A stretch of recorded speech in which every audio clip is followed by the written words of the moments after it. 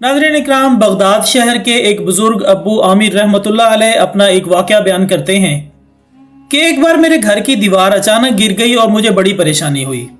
इस दीवार को दोबारा बनवाने के लिए मैं किसी मजदूर की तलाश में घर से निकला और चौराहे पर जा पहुंचा। वहां मुख्तलिफ मजदूरों को देखा जो कि काम के इंतजार में बैठे थे। इनमें से एक नौजवान भी था जो सबसे अलग थलग खड़ा था। इसके एक हाथ में थैला और दूसरे हाथ में तेशा था। मैंने इस नौजवान से पूछा कि क्या तुम मजदूरी करोगे? नौजवान ने जवाब दिया, जी हाँ जरूर करूंगा। मैंने कहा, गारे का काम करना होगा। नौजवान कहने लगा, ठीक है, लेकिन मेरी 3 शर्तें हैं। अगर तुम्हें मेरी शर्तें मंजूर हों तो मैं काम करने के लिए तैयार हूं। पहली शर्त यह है कि तुम मेरी मजदूरी पूरी अदा करोगे। दूसरी शर्त यह है कि मुझसे मेरी ताकत और सेहत के मुताबिक काम लोगे। और तीसरी शर्त यह है कि नमाज के वक्त मुझे नमाज अदा करने से नहीं रोकोगे। चुनांचे नाज़रीन, अबू आमिर रहमतुल्लाह अलैह बयान करते हैं कि मैंने ये तीनों शर्तें कबूल कर ली और इसे साथ लेकर अपने घर आया, जहां मैंने इसे काम बताया और खुद किसी ज़रूरी काम से बाहर चला गया। जब मैं शाम के वक्त वापस आया तो देखा कि इसने आम मजदूरों से डबल काम किया था। मैंने बखुशी इसकी उजरत अदा की और वो चला गया। दूसरे दिन मैं इस नौजवान की तलाश में दोबारा इसी चौराहे पर गया, लेकिन वो मुझे नजर नहीं आया। मैंने दूसरे मजदूरों से इसके बारे में दरियाफ्त किया तो उन्होंने बताया कि वो हफ्ते में सिर्फ 1 दिन मजदूरी करता है, बाकी दिन अल्लाह ताला की इबादत में गुजारता है। ये सुनकर मैं समझ गया कि वो कोई आम मजदूर नहीं बल्कि कोई खास आदमी है। मैंने उनसे इसका पता मालूम किया और उस जगह जा पहुंचा। वहां पहुंचकर मैंने देखा कि वो नौजवान जमीन पर लेटा हुआ था और उसे सख्त बुखार था। मैंने उससे कहा कि मेरे भाई, तू यहाँ अजनबी है, तन्हा है और फिर बीमार भी है। अगर पसंद करो तो मेरे साथ मेरे घर चलो और मुझे अपनी खिदमत का मौका दो। नौजवान ने साफ ही इनकार कर दिया, लेकिन मेरे मुसलसल इसरार पर वो मान गया, लेकिन एक शर्त पर। शर्त यह थी कि वो मुझसे खाने की कोई चीज नहीं लेगा। मैंने इसकी ये शर्त मंजूर कर ली और इसे अपने घर ले आया। खुद हजरात, अब्बू आमिर रहमतुल्लाह अलैह बयान करते हैं कि वो शख्स 3 दिन मेरे घर में क़याम पजीर रहा, लेकिन इसने ना तो किसी चीज का मुतालबा किया और ना ही कोई चीज लेकर खाई। चौथे रोज इसके बुखार में शिद्दत आ गई तो उसने मुझे अपने पास बुलाया और कहने लगा, मेरे भाई, लगता है कि अब मेरा आखिरी वक्त करीब आ गया है, लिहाजा जब मैं मर जाऊं तो मेरी इस वसीयत पर अमल करना।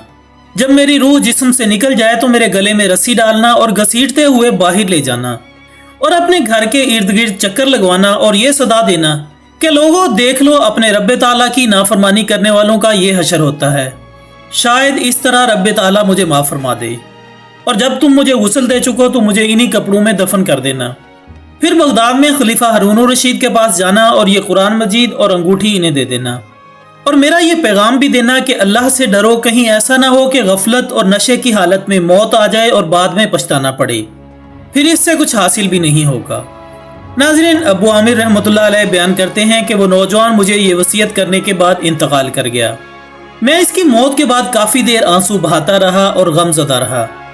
मैं काफ़ी देर तक इस सोच में डूबा रहा कि आया इसकी इस अजीबोगरीब वसीयत पर अमल किया जाए या ना। फिर ना चाहते हुए भी मैंने इसकी वसीयत पूरी करने के लिए एक रस्सी ली और इसकी गर्दन में डालने का इरादा किया तो कमरे के एक कोने से आवाज़ आई कि इसके गले में रस्सी मत डालना। क्या अल्लाह अज़्ज़वजल के औलिया से ऐसा सलूक किया जाता है? ये आवाज़ सुनकर मेरे बदन पर कपकपी तारी हो गई। ये सुनने के बाद मैंने इसके पाँव को बोसा दिया और इसके कफन दफन का इंतज़ाम करने चला गया। इसकी तदफीन से फारिग होने के बाद मैं इसका कुरान पाक और अंगूठी लेकर खलीफा के महल की जानिब रवाना हो गया। वहां जाकर मैंने इस नौजवान का वाकया एक कागज पर लिखा और महल के दारोगा से इस सिलसिले में बात करना चाही तो इसने मुझे झिड़क दिया और अंदर जाने की इजाजत देने के बजाय अपने पास बिठा लिया। आखिरकार खलीफा ने मुझे अपने दरबार में तलब किया और कहने लगा, क्या मैं इतना जालिम हूं कि मुझसे बराह रास्त बात करने के बजाय रुके का सहारा लिया? मैंने अर्ज किया कि अल्लाह ताला आपका इकबाल बुलंद करे। मैं किसी जुल्म की फरियाद लेकर नहीं आया बल्कि एक पैगाम लेकर हाजिर हुआ हूँ। खलीफा ने इस पैगाम के बारे में दरियाफ्त किया तो मैंने वो कुरान मजीद और एक अंगूठी निकाल कर इसके सामने रख दी। खलीफा ने इन चीज़ों को देखते ही कहा, ये चीज़ें तुम्हें किसने दी? मैंने अर्ज किया कि एक गारा बनाने वाले मजदूर ने। खलीफा मेरे ये अल्फाज सुनकर रोने लगा और काफ़ी देर रोने के बाद मुझसे पूछा कि वो गारा बनाने वाला अब कहाँ है। मैंने जवाब दिया कि वो मजदूर तो अब फौत हो चुका है। ये सुनकर खलीफा बेहोश होकर गिर गया और असर तक बेहोश ही रहा। मैं इस दौरान हैरान परेशान वहीं मौजूद रहा। फिर जब खलीफा को कुछ अफाका हुआ तो मुझसे दरियाफ्त किया कि इसकी वफात के वक्त तुम इसके पास थे? میں نے کہا جی ہاں، وفات کے وقت میں اس کے پاس ہی موجود تھا۔ خلیفہ نے پوچھا کہ اس نے تو اس سے کوئی وصیت بھی کی تھی۔ میں نے اس نوجوان کی وصیت بتائی اور وہ پیغام بھی دے دیا جو اس نوجوان نے خلیفہ کے لیے چھوڑا تھا۔ دوستو، جب خلیفہ نے یہ ساری باتیں سنی تو مزید غمگین ہو گیا اور اپنے سر سے امامہ اتار دیا، اپنے کپڑے چاک کر ڈالے اور کہنے لگا کہ اے مجھے نصیحت کرنے والے، اے میرے زاہد و پارسا، اے میرے شفیق۔ اس طرح کے بہت سے القابات خلیفہ نے اس مرنے والے نوجوان کو دیے اور مسلسل آنسو بھی بہاتا رہا۔ خواتین حضرات، یہ سارا معاملہ دیکھ کر ابو عامر بیان کرتے ہیں کہ میری حیرانی اور پریشانی میں مزید اضافہ ہو گیا کہ خلیفہ عام سے مزدور کے لیے اس قدر غمزدہ کیوں ہے۔ جب رات ہوئی تو خلیفہ نے مجھ سے اس کی قبر پر لے جانے کی خواہش ظاہر کی تو میں اس کے ساتھ ہو لیا۔ خلیفہ چادر میں منہ چھپائے میرے پیچھے پیچھے چلنے لگا۔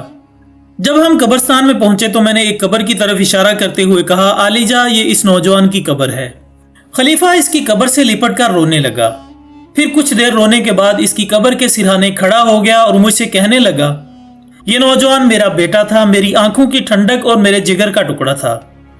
ایک دن یہ رقص و سرور کی محفل میں گم تھا کہ مکتب میں کسی بچے نے یہ آیت کریمہ کی تلاوت کی، جس کا ترجمہ کچھ یوں ہے، کیا ایمان والوں کا ابھی وہ وقت نہیں آیا کہ ان کے دل جھک جائیں اللہ کی یاد کے لیے؟ سورۃ الحدید آیت 27۔ جب اس نے یہ آیت سنی تو اللہ تعالیٰ کے خوف سے تھر تھر کانپنے لگا اور اس کی آنکھوں سے آنسوں کی جھڑی لگ گئی اور یہ پکار پکار کر کہنے لگا، کیوں نہیں، کیوں نہیں۔ یہ کہتے ہوئے محل کے دروازے سے باہر نکل گیا۔ اس دن سے ہمیں اس کے بارے میں کوئی خبر نہ ملی، یہاں تک کہ آج تم نے اس کی وفات کی خبر دی۔ ناظرین کرام، اس واقعے میں موجود قرآن مجید فرقان حمید کے اس پیغام کے ساتھ آج کی ویڈیو کا اختتام ہوتا ہے کہ کیا ایمان والوں کا وہ وقت نہیں آیا کہ ان کے دل جھک جائیں اللہ کی یاد کے لیے۔ اس خوبصورت پیغام کے ساتھ ہماری آج کی اس ویڈیو کا اختتام ہوتا ہے۔ ویڈیو پسند آنے کی صورت میں اسے لائک کریں، کومنٹس کی صورت میں اپنی قیمتی رائے دیں اور اس میسج کو زیادہ سے زیادہ اپنے دوستوں کے ساتھ فیس بک اور واٹس ایپ پر شیئر کیجیے گا۔ ہماری اگلی ویڈیو آنے تک اپنا دوستوں، رشتہ داروں اور گرد و نواح کے تمام لوگوں کا بہت خیال رکھیے گا۔ اللہ حافظ۔